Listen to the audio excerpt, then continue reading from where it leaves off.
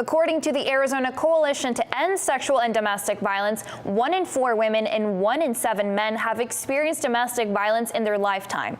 Cronkite News reporter Courtney takes a closer look at one particular group that feels are not getting the resources they need. The coalition also says Native American women face domestic violence at rates much higher than the national average.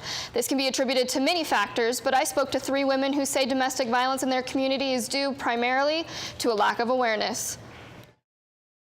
And then that's when I heard my uncle say, I don't know how you're going to tell Kayla, but your mom didn't make it. 22-year-old Kayla White was just 12 years old when her mom was killed by her father. The way she had things set up for my siblings and I, she knew something was going to happen to her. Growing up, Kayla says she didn't realize she was seeing signs of domestic violence at home, and she's not the only one. Native American women have a 50% higher chance of facing domestic violence abuse than any other woman in the United States. And on average, Native Americans ages 12 and older experience nearly 6,000 sexual assaults per year, 25% of those committed by a close family member. She didn't really want to say anything because she wanted to protect our family and our family name. In many of the reservations, there's no outlets like counseling, therapy, none of that. It's basic programs. These women say the high rates of domestic violence on Native American reservations are due to a lack of communication and a lack of resources, just like the women's shelter behind me. There was no homes, there was no anything.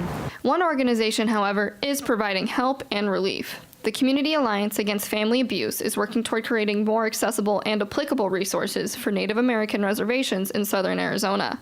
One of our big concentrations is specifically on better serving the tribal communities, because we recognize, one of the biggest barriers to service right now is just access. Someone experiences sexual assault, say in Casa Grande or Maricopa, they actually have to be driven up to Scottsdale or to Mesa. Although Native American communities are still experiencing domestic violence rates higher than average, I would say they do have their own unique barriers that they face. Having the rural isolation, having the historical trauma, having potential substance use problems, because some of them didn't even have a name for sexual assault. Townsend says they have a comprehensive plan for the next 3 years to hopefully change that.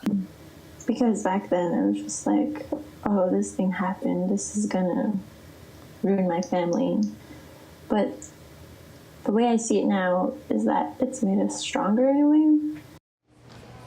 Studies have shown domestic and sexual violence rates increase during times of stress, but the staff of the Community Alliance Against Family Abuse wants to emphasize that abuse is not a one-time act. For more resources on domestic violence relief, you can go to our website at cronkitenews.azpbs.org. In the Broadcast Center, Courtney, Cronkite News.